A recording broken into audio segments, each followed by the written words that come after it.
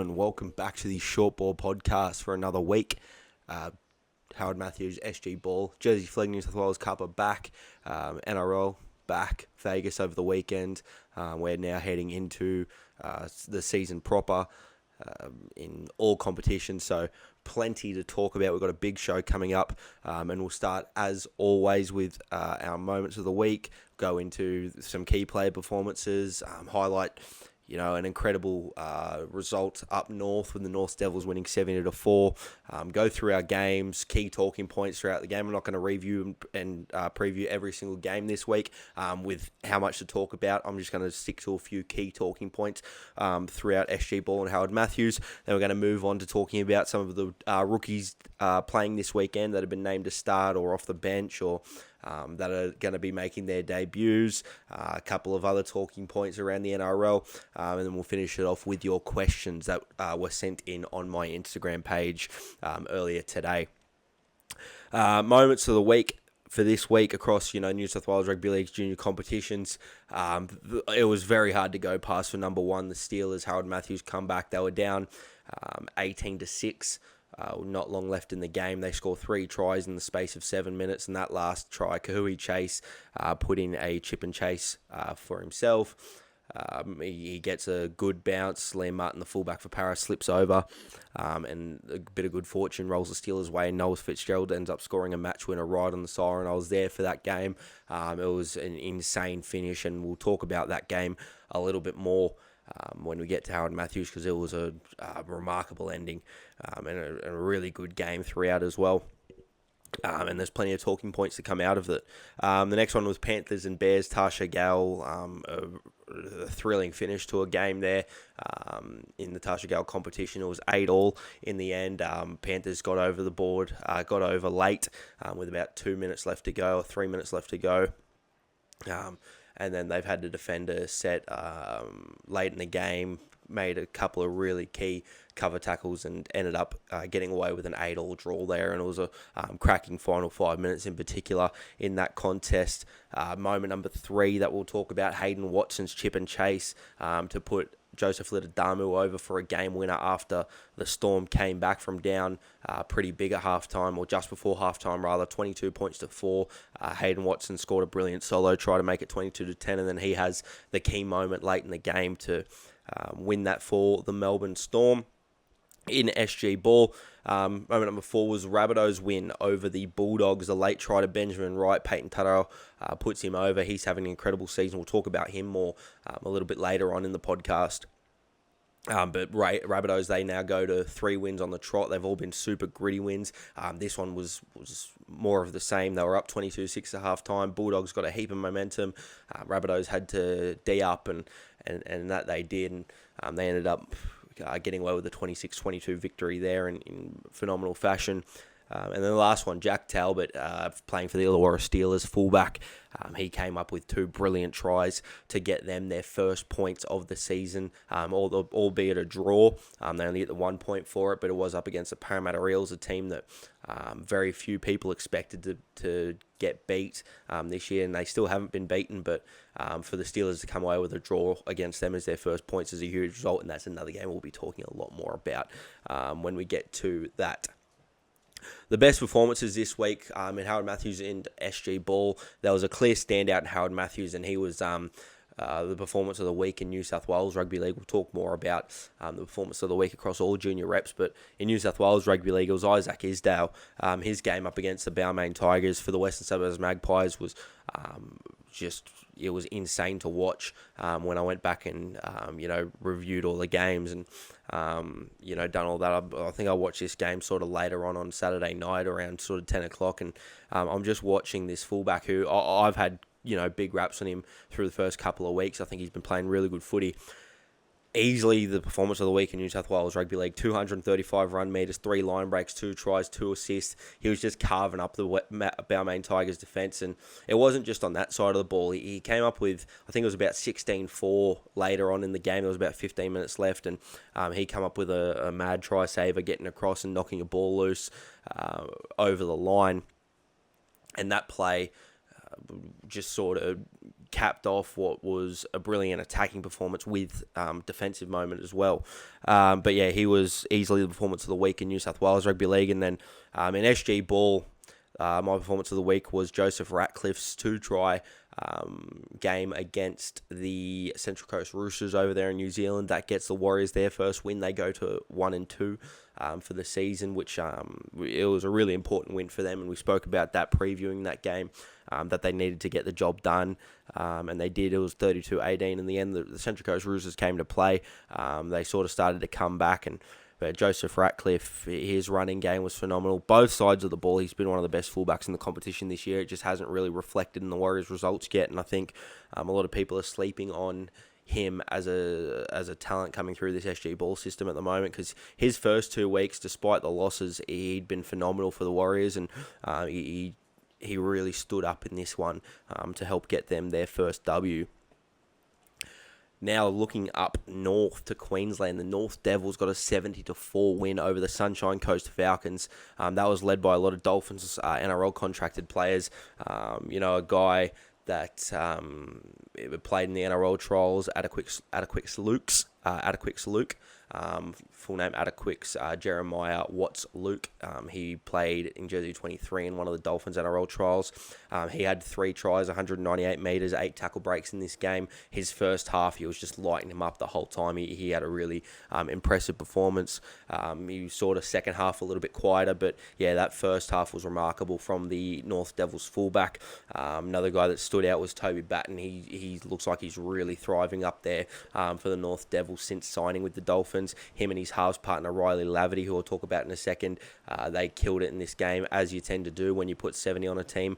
And another guy that I think's one to watch up there is Charlie Dixon, the middle forward. He had 11 runs for 123 metres in about 58 minutes, but he did have 2 tries, a line break assist, a line break, and 9 tackle breaks. He looked at his absolute damaging best, Charlie Dixon. He's a really promising player up there. I think we'll see him in the Queensland under-19s side, and I think he's one that could be playing Queensland Cup before too long. He's been a really impressive player for a couple of years up there.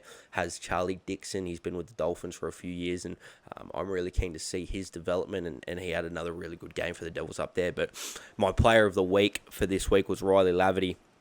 He had 2 tries, 4 line break assists, 10 tackle breaks, 3 line breaks, 122 metres from 9 carries. He was just dismantling the Sunshine Coast defence the whole game, and it was a bit. Some of the defense from the Sunshine Coast Falcons was poor. They played a really low standard of game. There's not the NRL affiliated guys in that side, so this result probably reflected not to the full extent the differences, but it was sort of an exaggerated but true version of the differences between these two sides. But yeah, Riley Laverty, he just absolutely shredded them apart the whole game. He came off late in the piece, but he contributed and was on the field for 66 of their points. Some of those other guys came off a little bit earlier, but yeah, he got to really fill his boots in this game from a stats point of view. And he did that, and his running game looked really good. He 4 line break assist. He was drawing and passing really nicely. He created a lot of space for his fullback. I think he put Adequix Luke over for his first try, or his second try through support play through the middle. His running game, he just, every single time he looked up, there seemed to be space for him, and he just attacked it at every opportunity. So a really good performance there from Riley Laverty. But yeah, those 4 guys that I mentioned, they all look like they're going to be really promising players for the Dolphins. They're not guys that I've just isolated from this particular game. They're guys that I've seen play a fair bit of footy before and have impressed me, and they particularly shone in a game where their team put 70 on the opposition. They got to really leave their mark on this game. Okay, let's get over to SG Ball. And the first point in the first game I want to talk about was the Eels-Steelers game, and I want to talk about it from both sides of the fence. I want to talk about it firstly from an Eels perspective. Now, that's a team that is, and everybody's been telling me how good they are, and I believe that they're good, and I know that they're good, and I've spoken about in the last couple of weeks. They've been playing the best footy through the first 3 weeks. But their game on the weekend sort of brought back memories of last year where they just got a little bit complacent in certain parts of the game. It's sort of been a trend that's followed them a little bit. This age group in particular, it's followed them a little bit. And Howard Matthews, they were undefeated all year and then just got absolutely ambushed by the Warriors in week one of the finals. In SG Ball last year, not as many of those guys from the Howard Matthews side, but they were dominant, undefeated all year. But then they come up against the Roosters, and the Roosters made them pay for the mistakes that they were making. And in this game, the Steelers just wanted it more, and Eels made a lot of bad mistakes that the Steelers capitalised on. They were up 24-12 and cruising in this game, the Parramatta Eels. Throw a ball out the back. Riley Davis tipped on to Cyrus Bloomfield. Should have been a try. The pass wasn't quite 100%, and then the effort to take the catch wasn't quite 100%. And those little falters, bang, Jack Talbot picks up the ball, goes a distance 24-18. Ball gets kicked over the top. Eels players scrambling. Weird bounce comes up. Jack Talbot dives on it again. Another example of where he won the game for the Steelers because he just wanted it that extra little bit more than what Parramatta did.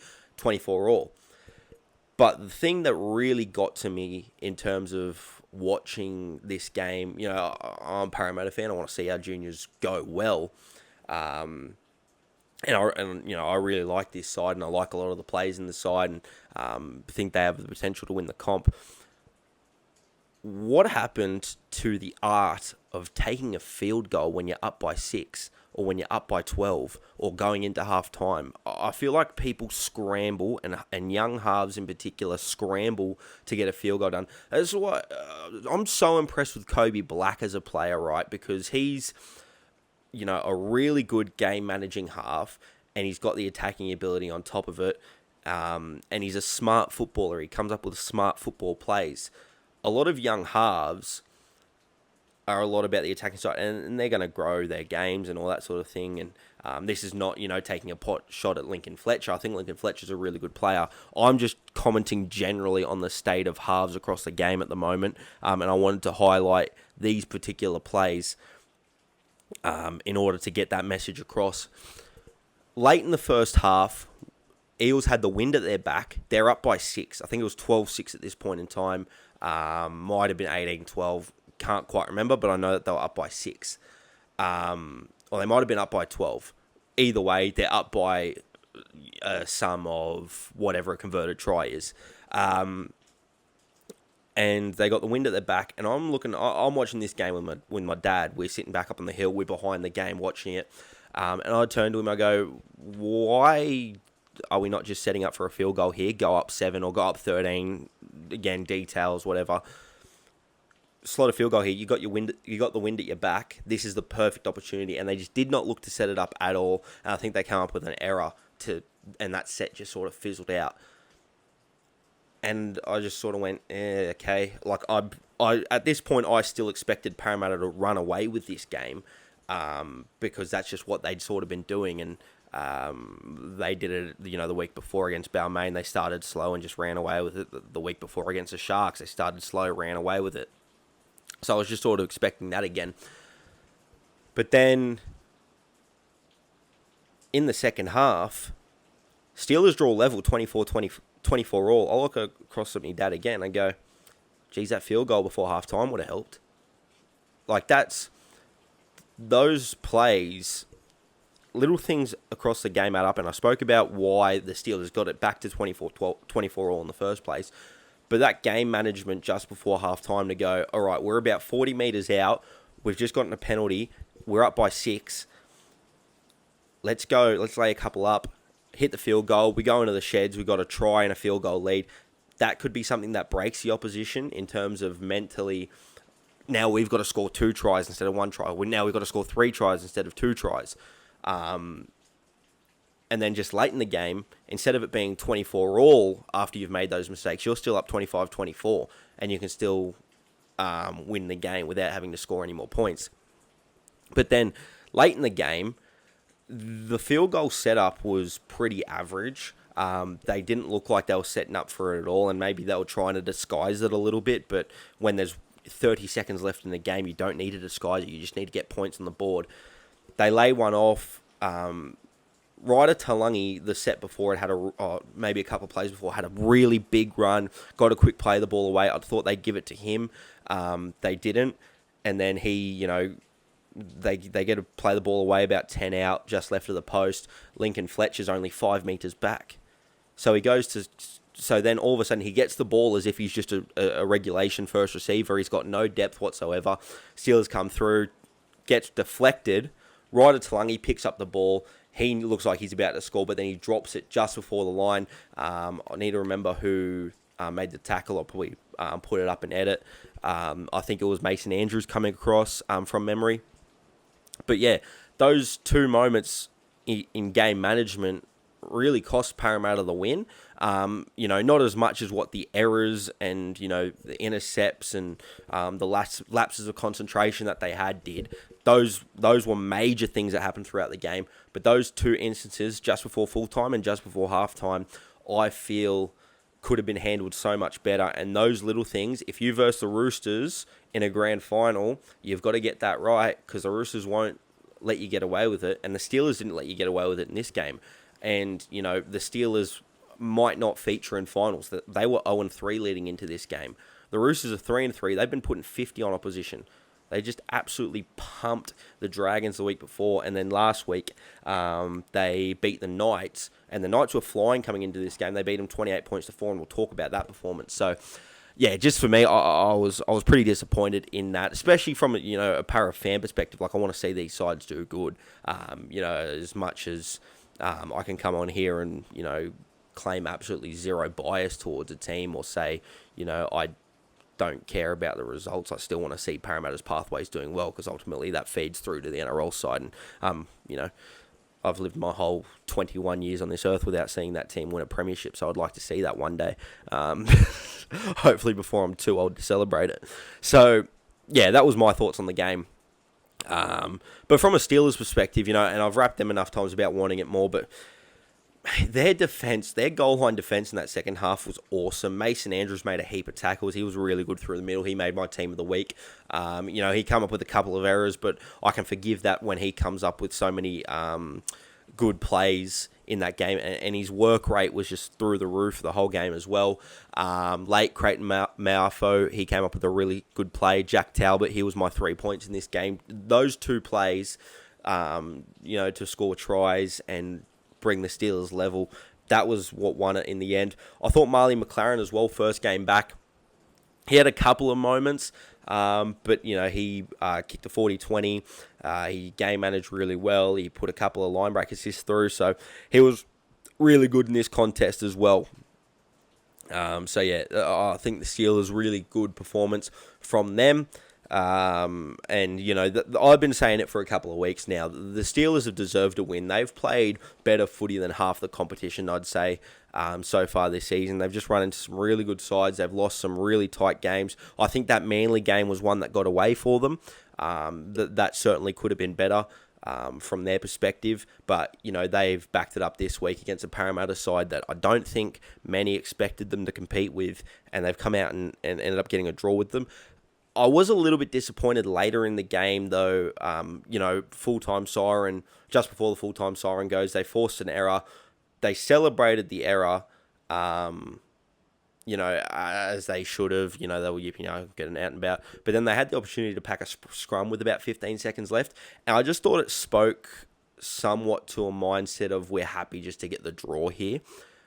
Because they didn't pack the scrum, and then they just let time fizzle out on that play instead of, having a shot at Para and trying to win the game, which for a team that needs to make finals, I would have liked to see them have a shot at Parramatta, put in a kick or just do something, shift the ball, throw a couple of offloads, whatever, do something to get 2 points for your team, because now they still haven't won a game. They're 0-3 with one draw, puts them on 1 point.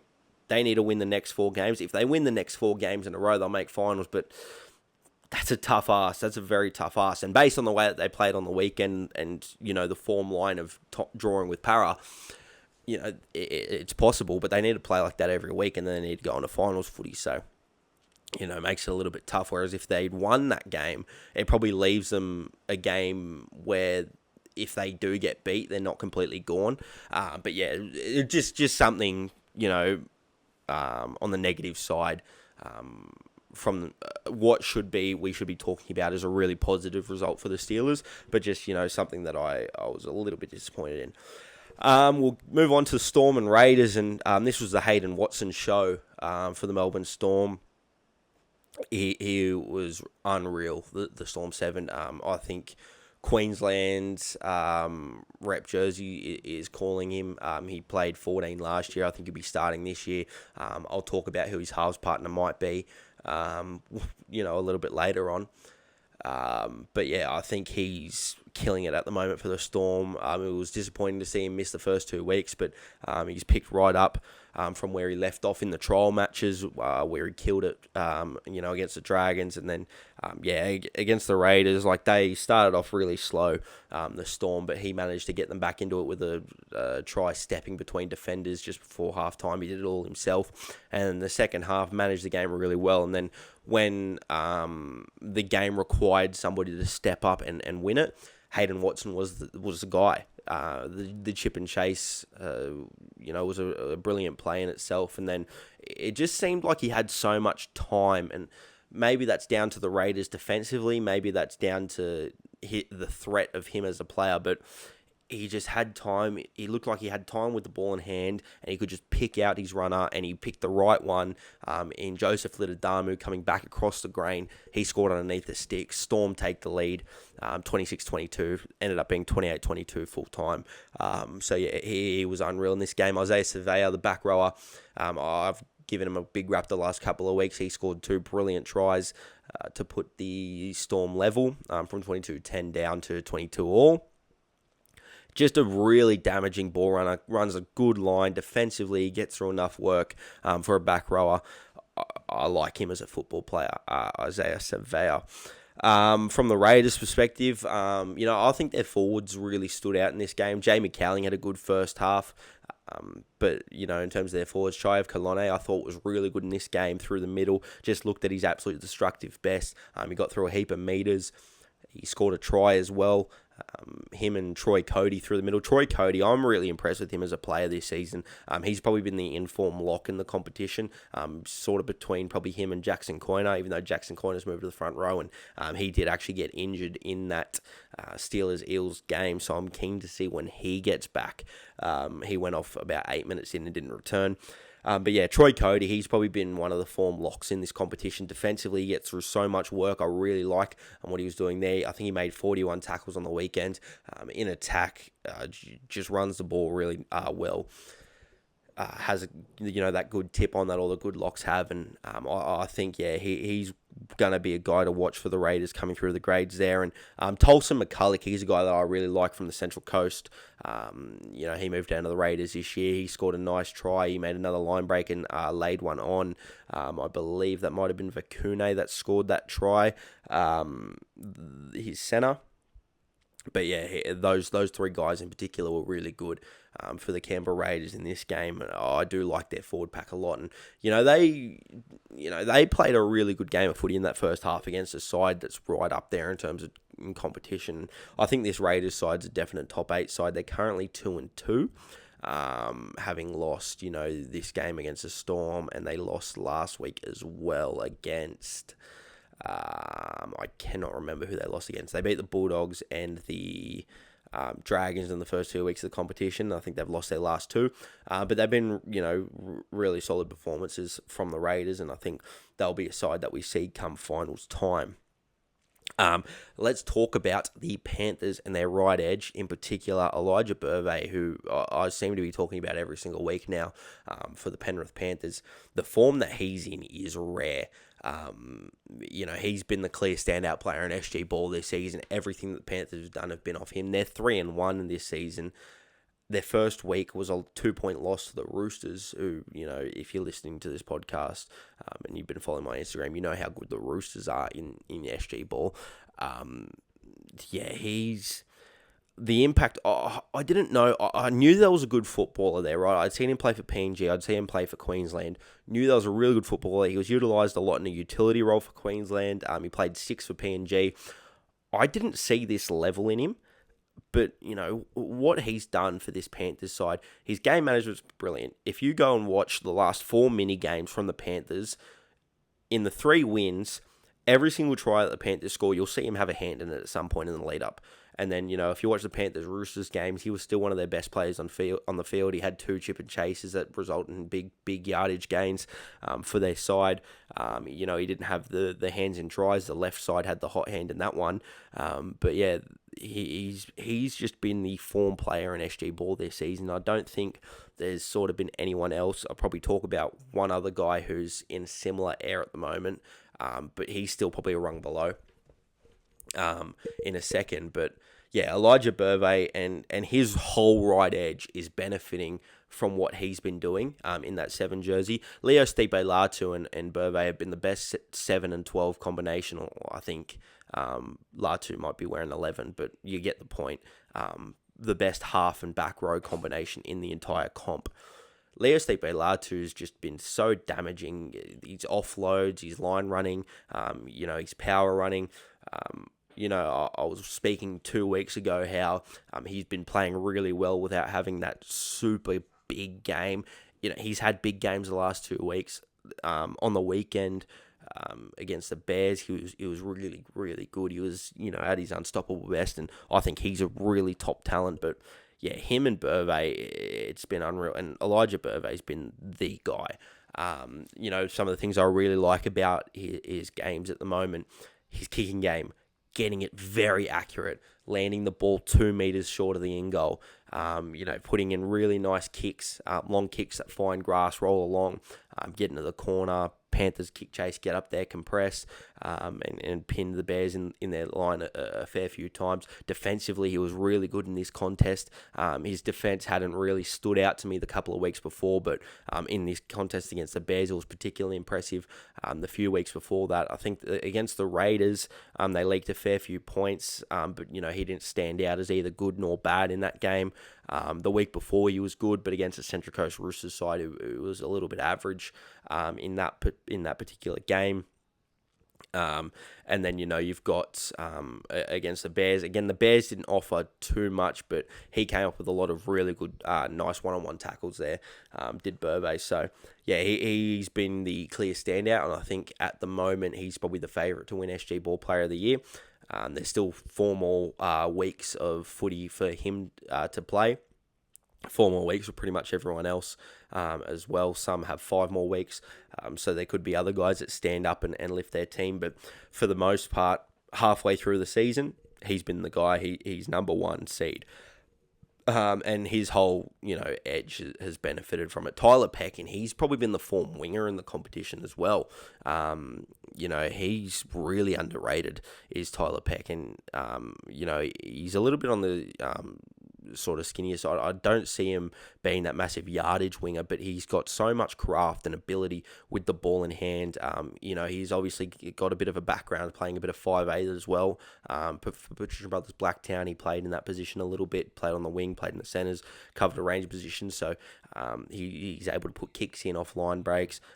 His passing game's really nice. So when he does make those line breaks, he's able to create points in ways that a lot of other wingers can't, and that's been a real point of difference for this side, especially when you've got great support players like Burvey and like Darcy Feltham supporting back through the middle. So really impressed with this Panthers right edge attack so far this season. Defensively, they've been good enough to hold the Roosters to 18, hold the Raiders to 24. That's the team that the Raiders lost to the week before. They held the Central Coast Roosters and Bears to 6 and 0 respectively. So, the Panthers, they're a premiership threat in this competition. I think at the moment, they're trending like they're going to be a top 4 side. And I'm really keen to see Burvey continue to elevate his game, because a Queensland jersey is screaming his name if he continues in this breadth of form. I'd love to see a Burvey 6, Watson 7 halves combination. That would be incredible. In terms of the form that those two guys are carrying right now, I'd have to do a little bit more looking into who the Queensland halves could be, and look into that emerging squad, because I know Burvey wasn't a part of the emerging squad, but at the moment on form, I think him and Watson are my top 2 seeds for that 6 and 7 jersey, and back end of the SG Ball season, I'll start to look at those Origin sides and start to put together predicted lineups and all that sort of stuff. My next talking point, the Roosters, they beat the Knights 28 points to 4. They're the clear-cut premiership favourites. I thought that the whole way through this season so far, it reinforced for me their performance against the Knights this weekend. And then, to add on top of that, when I watched the Eels play the Steelers just after that Roosters-Knights game, it sort of reinforced it further for me, knowing that watching the Eels and sort of thinking these guys aren't at the level that the Roosters are at yet. Their defensive pressure was immense in this one. They would pin the Knights down in their territory, and the Knights just could not get out. The Knights have got so many attacking weapons. They don't just, they don't score 4 points in a game if they've had attacking opportunities. They just didn't get those opportunities in this game, and that was largely due to, I think there was a couple of guys that really caught my eye in this game for their defensive pressure. Tula Seve was really good. Liam Bell, he was enormous in this one at number 9. It was probably sort of a sneaky, underrated performance, but defensively, he came up with so many big, dominant, controlling tackles alongside his forwards into Rore and Seve. And then even, the bench guys, Lopamore came on and was really good. He got through a heap of yardage, was breaking tackles at will. Some of those guys played really good. I think Cooper Gibbs or Cooper Smith, one of the Cooper that come from Central Coast Roosters, one of those guys. I'll have to probably actually get that up now that I've mentioned it, to not be disrespectful. But they were really good off the bench as well.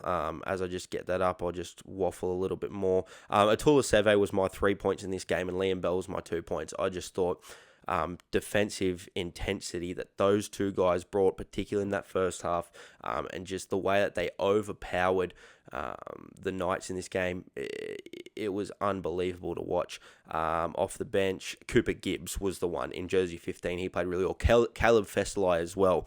He was enormous. James Finnegan had a good game. Darcy Smith scored another try as well. The pickup that James Finnegan had for one of the tries later on in the game. Oh, no, that was against the Dragons, sorry.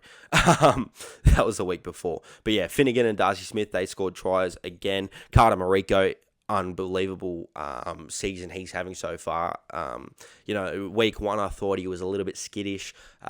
He didn't quite... I thought there was a couple of wrong options taken, particularly in that first half. He had a good second half. He laid on a couple of tries, but and his running game was really good. But the last 3 weeks, he's probably been, probably Roosters' best player. But yeah, back to sort of those guys that dominated in Liam Bell and Atula Seve. It wasn't just, the defensive intensity that really stood out for me. Atula, he had his usual damaging carries through the middle. And Liam Bell, he had a line break as well at one point. He got to show off his running game. Against the Knights, they've won 28-4. That's a good indication of the fact that the Knights were up for the fight. It's just the Roosters are such a good rugby league team at the moment, and they're so stacked with talent.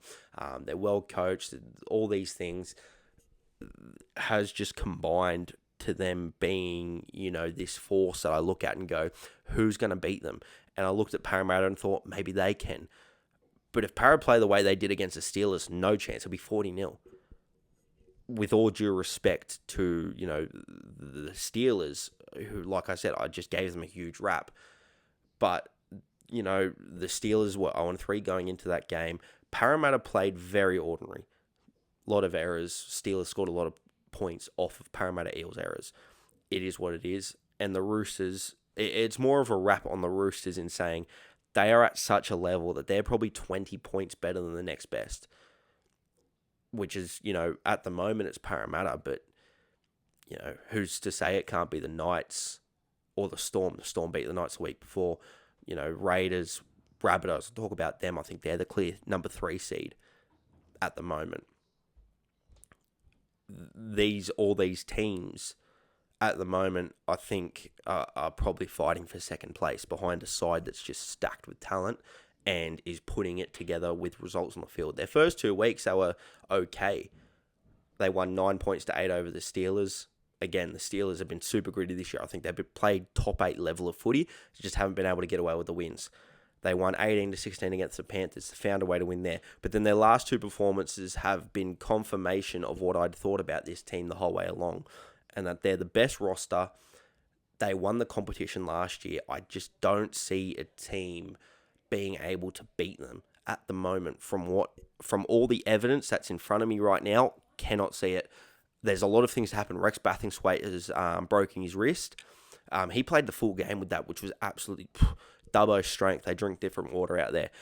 He was really good, but they lose Rex Bathingthwaite. He probably comes back for finals. I hope he comes back for finals. I'll try and get an update on that. But Zelen Ekapati stepped straight back in. He was unreal last year for the Central Coast Roosters, and in the first 3 weeks of the competition, he'd been a really good fullback for the Roosters as well. So, yeah, this team is the clear premiership favourite at the moment. Both sides of the ball, they're just doing things better than any other team in the competition. The Knights are a good football side, and they just dismantled them, outworked them. The intensity was too much for them. The defensive pressure was far too much for them. And if you take the Knights as a form guide, it means that they're 20 points better than the Storm. It means that they're 20 points better than the Raiders, who are all competitive teams. You haven't seen those guys line up against the Rabbitohs yet. I'm really keen to see how the Rabbitohs stack up in all this. But then, they beat the Steelers. They managed to get the job done over the Steelers. That was, missing Louis Lee, Atula Seve, all that, in a really gritty game. And the Steelers just drew with Parramatta. You take that as a form guide. It's only a 1 point difference, but it is a difference. And the Roosters have gotten significantly better since that game. So, yeah, I don't know. I'm happy to hear arguments on the contrary, who you think can beat this side. I think, it's going to be a task. It's going to be a task for sure. We'll move on to the South Sydney Rabbitohs, who I'm keen to talk about. They just beat the Bulldogs 38 points to 10 on the weekend. The two standout guys in this performance, I just spoke about the Roosters guys, the 9 and the 10. Let's talk about the 9 and the 8 for the Rabbitohs. That's Phil Lavakiaho and Cody Hill. Cody Hill's at the moment second in my voting for Player of the Year. 2 points behind Elijah Burvey. He's gone to another level this year. He was good last year, age up in SG Ball. Now he's the main guy. Everything that they did in this game was off the back of a big Phil Lavakiaho run or off the back of something Cody Hill did around the ruck. Defensively, they were really good in this game. Lavakiaho topped the meter count. Cody Hill, I believe, topped the tackle count as well. Cody Hill, when he gets out and starts scheming around the ruck, markers don't know what to do. A and B defenders don't know what to do. They just there was a couple of times he'd step out one way, do that little jink pass back across the middle. It'd be Lavakiaho, or it'd be, what other forwards, Maddox Fui, or, a Caleb Cresswell or something, darting back in behind sort of the ruck. They'd get through or make big meters, and a lot of that stuff just really contributed to what was a very dominant win, and they keep winning in dominant fashion.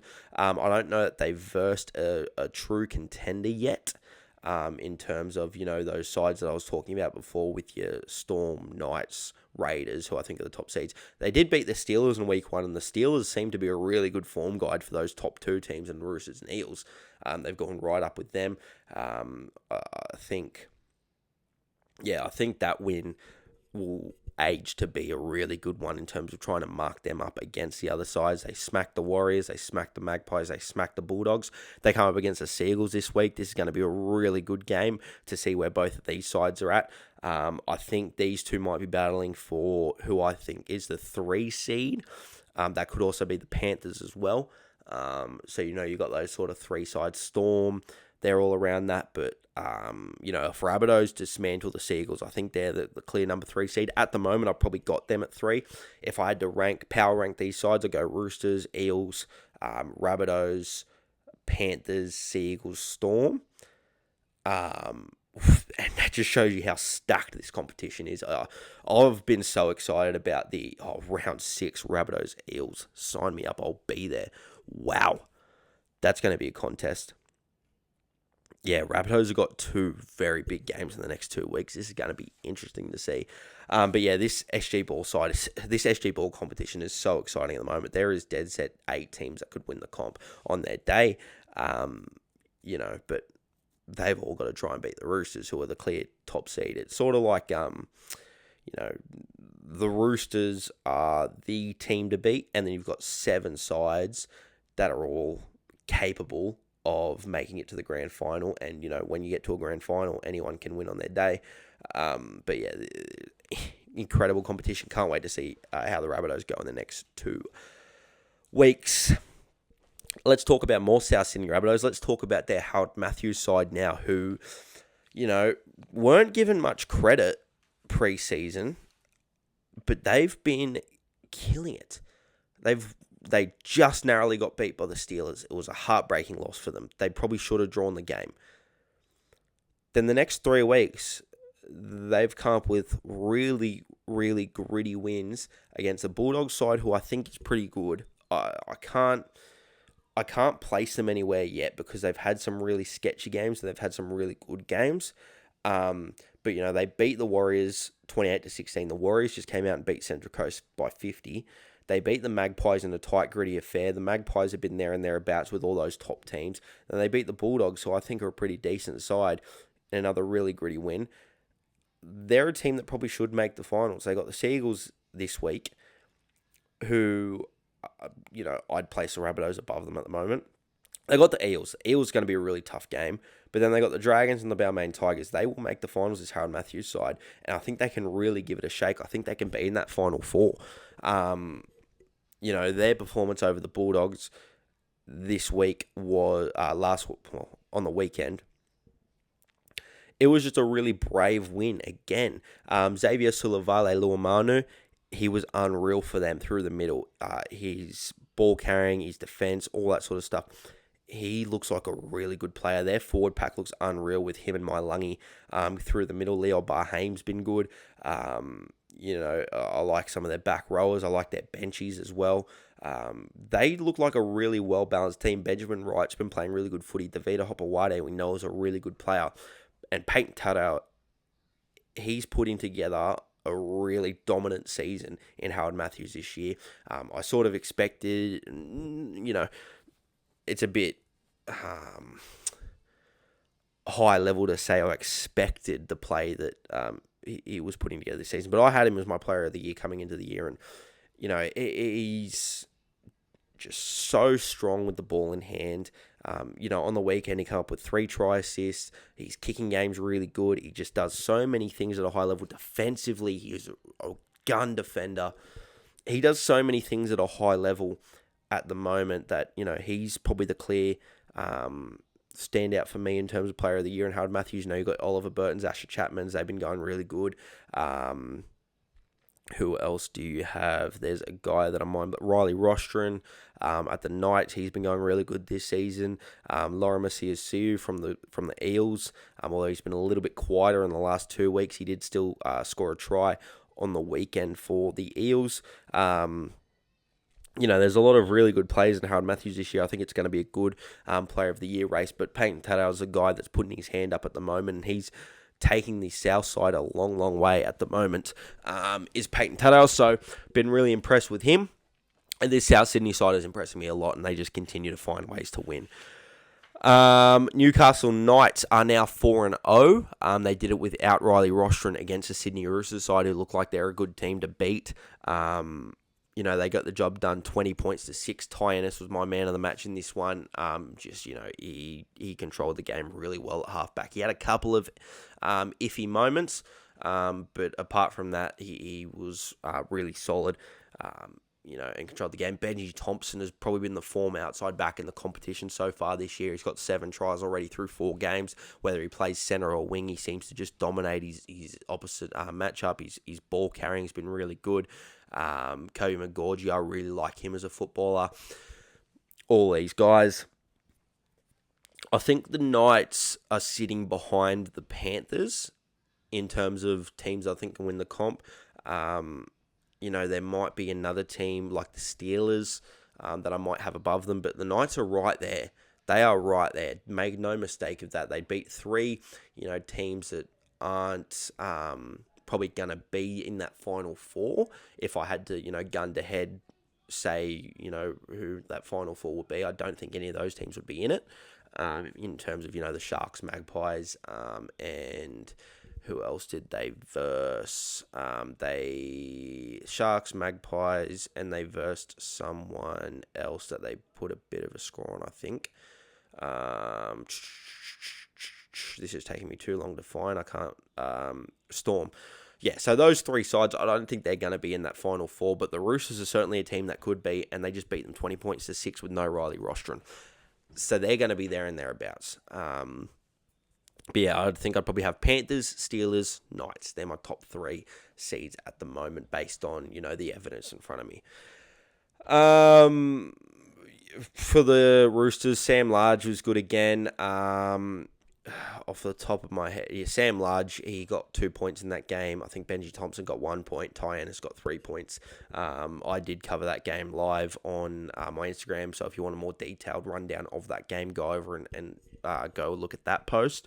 But yeah, Newcastle Knights, I like that footy side. I think they'll be there when the whips are cracking. Panthers, they're easily the number 1 seed. They just beat the Bears 54 points to 0. Different players are standing up each week for them. You got Amos Fienga, Cordell Arama, Ryan Chloe, Jalen Moran, Zach Fitzgerald. He was unreal on the weekend.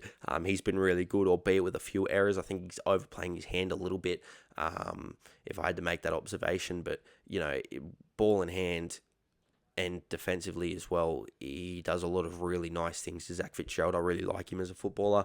All these different guys standing up. I like their back rowers in Tamasiu and Tyler Sibrasamana. All these guys just each week take turns at being the best on ground. I thought it was Amos Vienga on the weekend who was the best on ground by a bit of a distance. He scored a couple of tries, laid a few on. His ball carrying was really good. He was safe under the high ball, made very few errors, if any. So he's going to be one to really watch in that Panthers outfit. But yeah, I think they're the number 1 seed for me in Harold Matthews. I haven't budged on Panthers and Roosters being my number 1 seeds in both competitions, and so far they're proved me right. We'll see if they continue to prove me right when it actually matters. But yeah, 4-0 and just completely dominating all of their opposition at the moment. Those two teams are. NRL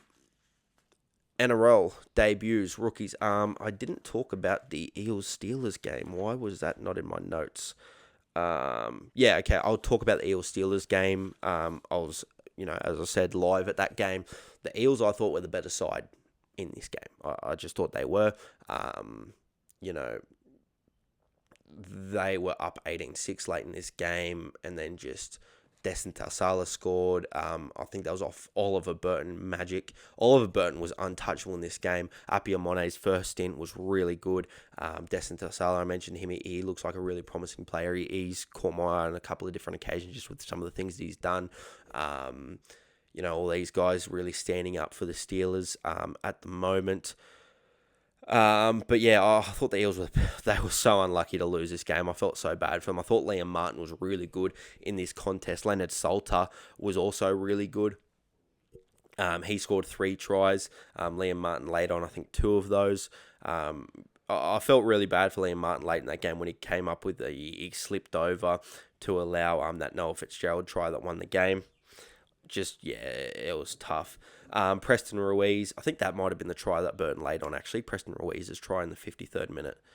But yeah, I think for the Eels, right, in this game, they were up 8-0 at half-time. And then Hunter Fungupu scored. It turns into 8-6. And it just didn't feel like a fair reflection of where the game was at, because Parramatta were pretty dominant through that first half. They just couldn't quite put points on it. I guess that's how good the Steelers are, right? That they're able to just stick in the contest, and then late in the game when the fatigue sets in, they're able to just come away with it. I thought, I just thought Parramatta deserved that win up until it got taken away from them right at the end. And, they let themselves go. They were up 18-6 with 7 minutes to go. So it's pretty obvious to say that they were the better team really throughout that game. I guess I'm not really breaking any news here, but it's just such a tough way to lose the game, and a rogue bounce of the ball late, but to get to that position in the first place, I guess, is tough. But you just had Oliver Burton put on a masterclass late in that game. He's a freakish player, that fullback for the Steelers. Anyway, move on. NRL debuts for the Storm. Off the bench, Cooper Clark. He will make his NRL debut. I teased that a couple of hours before team lists were named. There was very strong mail going around from a few different sources that he was going to debut, and it is shown that he is jersey number 15. I really like to see this debut. He was the guy that I said for Storm fans to watch out for. I think he's going to be their Rookie of the Year this season. It's good to see that from round one he's been backed in. I think he'll cover sort of that back row. He'll come on through the middle at certain points. Just a really good middle forward who can, showed in the NRL trials that he can play on an edge. Love him as a player. He was part of the Jersey Flegg and SG Ball setup last year. He was New South Wales under-19s Origin last year.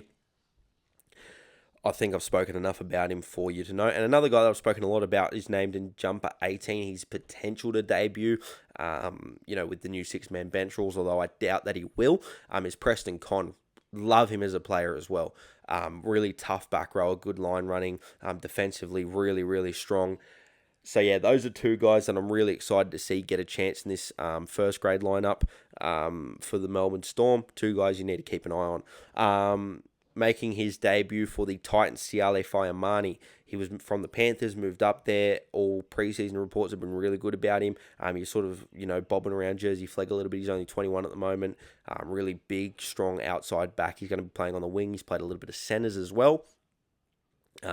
He's going to be one, get through plenty of yardage work. He can score close to the line, give him ball, and you'll sort of be able to, get through contact. Really good at that. He's got a bit of a flick pass on him as well when he's playing from the centres.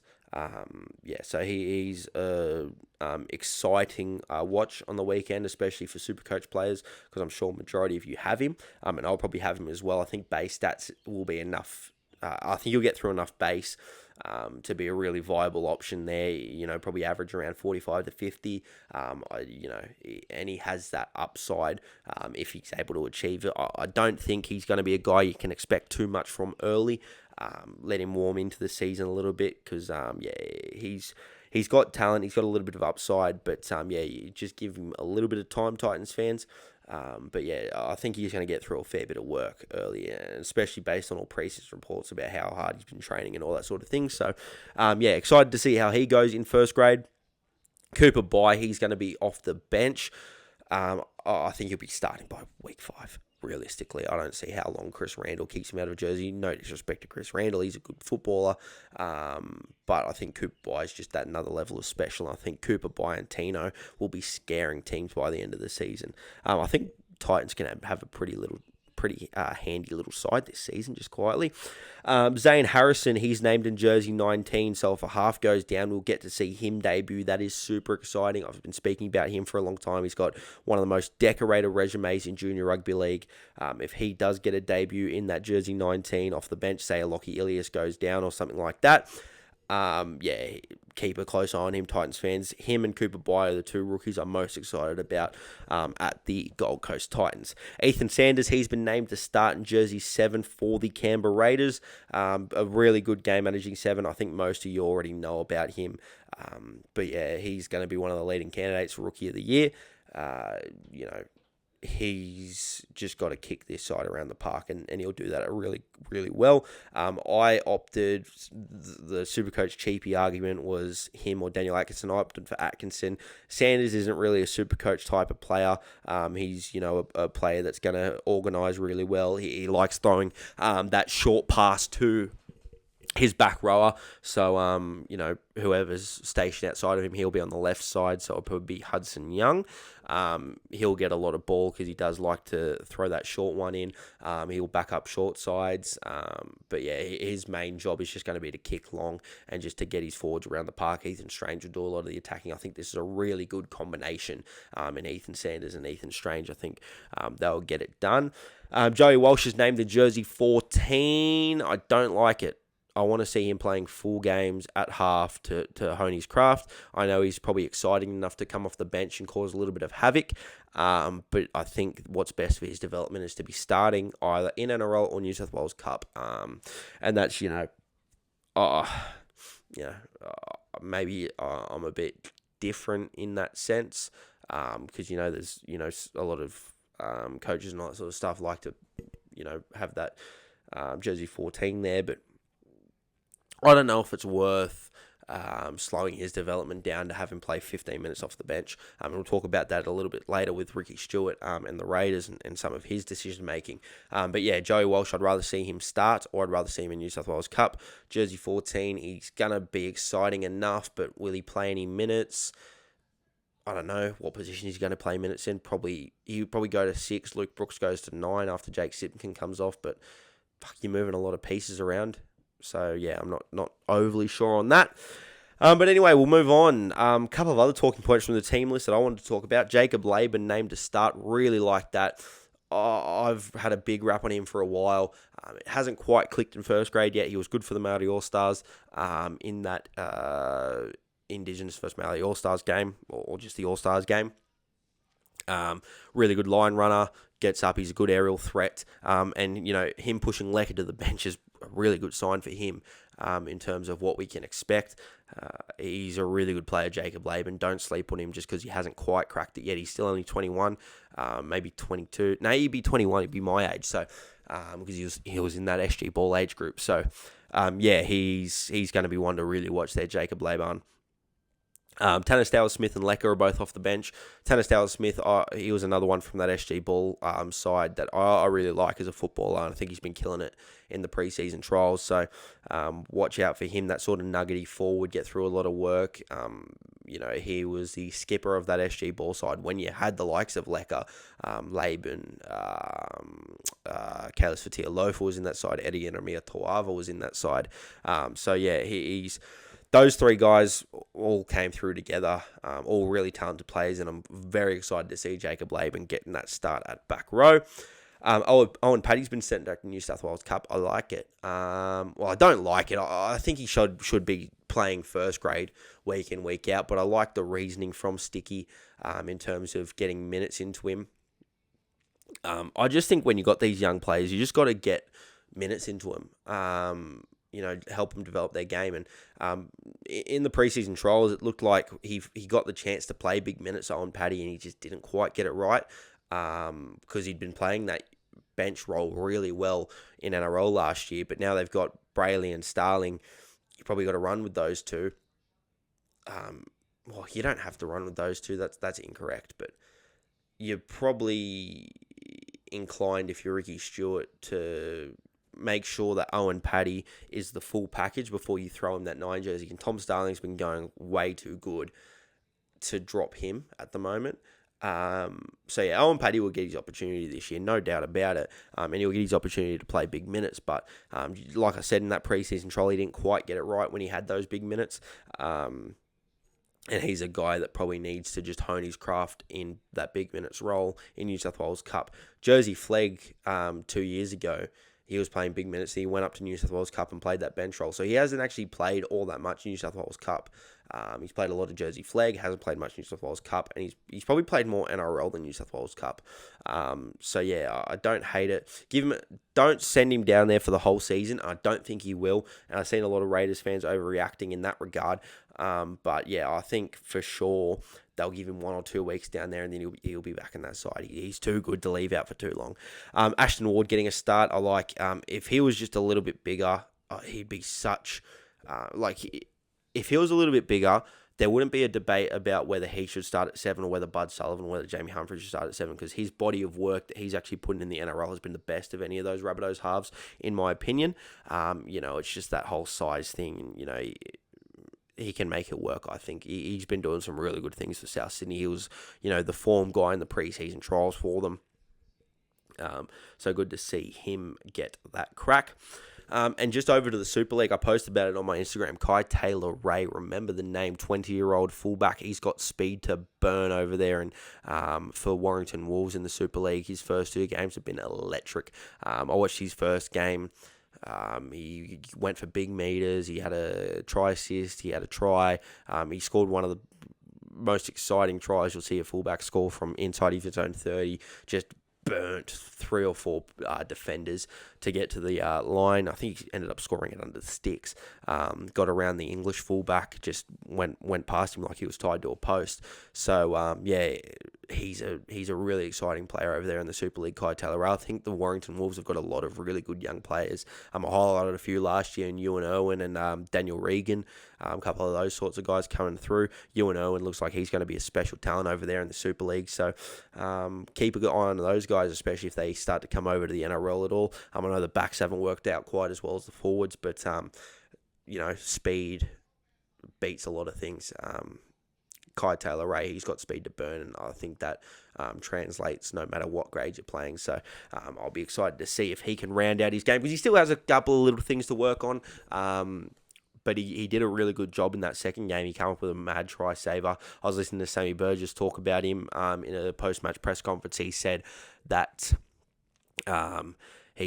that he really rounded out his game a lot more in week 2. Under the high ball, he was really safe. He came up with a few defensive plays. He came up with a mad try saver that ended up sort of winning the game for the Warrington Wolves. So, yeah, he's a promising player up there. All right, your questions that you sent in to me over on Instagram. First one, what do CC Roosters have to change? I assume they'd be talking about the SG Ball side. I think they've improved week on week. I'm starting to really like their forward pack. Charles Barnes looks like a really good player through the middle. I gave him a rap last week as well. They have versed some pretty tricky opposition. Week 1, Balmain Tigers was probably a disappointing result, but the last 2 weeks, Warriors, they were competitive. They were competitive against the Bulldogs as well. I don't know where their win comes, but I think they should get a win this year. It's just, I've spoken about it a lot. The talent that's been rated from them, like I've spoken about 3 or 4 different guys this year that were Central Coast, 3 or 4 different guys in this podcast alone that were at the Central Coast Roosters. Tulsa McCulloch, Carter Mariko, Cooper Gibbs, Zalanek Apati, all those guys that I've mentioned, they were all at the Central Coast Roosters and probably should still be there. Jet Swaddling at the Panthers. I didn't mention him earlier, but he's a guy that has been going really good this year. He should still be at the Central Coast Roosters. So it's just, it's just so difficult for them at the moment. But we'll move on. Next question. Thoughts on Carter Mariko this season? Yeah, I sort of touched on it before, but he's been one of the Form 7s in the competition. His kicking game's really good. He was the Harold Matthews Player of the Year last year, so I sort of expected this level from him. Like I said, week 1 I was a little bit disappointed, but weeks 2, 3, 4 been such a gun for the Central Coast for the Sydney Roosters. He hasn't been at the Central Coast Roosters. I'd love to see him at the Central Coast Roosters, as with some of those other guys I mentioned. What team in Mats has the most potential? Spoke about it already. Penrith Panthers. I think they're the team to beat. I think they're the team with the most superstars across the park. They're the team. And Ken Rabbitohs win Mats, and again I sort of spoke about that as well. They're a team that for sure can compete. I wouldn't be surprised if we saw a Panthers Rabbitohs final, or those two match up with each other in the finals at some point. I think Rabbitohs, I want to see them put a team away. The way that they're winning, though, it's a little bit of a double-edged sword, the way that they've been winning, because it's like, you haven't quite put a team away. You haven't showed that enormous upside that a lot of these other teams have. But at the end of the day, you're winning. And when you're finding ways to win, you just continue to do it over and over again. Look at the Newcastle Knights, or look at the Broncos from last year. They were winning games tight. They were coming from 10 points down and winning. It's just, winning is a fundamental part of your nature, and this Rabbitohs team seems to have built that. They just missed out against the Steelers, who are going to be a benchmark side in this competition. So yeah, they're right up there. All right, that'll do it for this week's episode. I'm going to continue in that sort of format. I think that ran really smoothly. I felt pretty good about that one, which probably means that it was shit. But we'll move on to next week. All the footy's back. I didn't cover New South Wales Cup and Jersey Flag this week. I'll sort of continue on this format and have talking points after each week. Other than that, we'll move on. See you all next week. Thank you for listening. Bye-bye.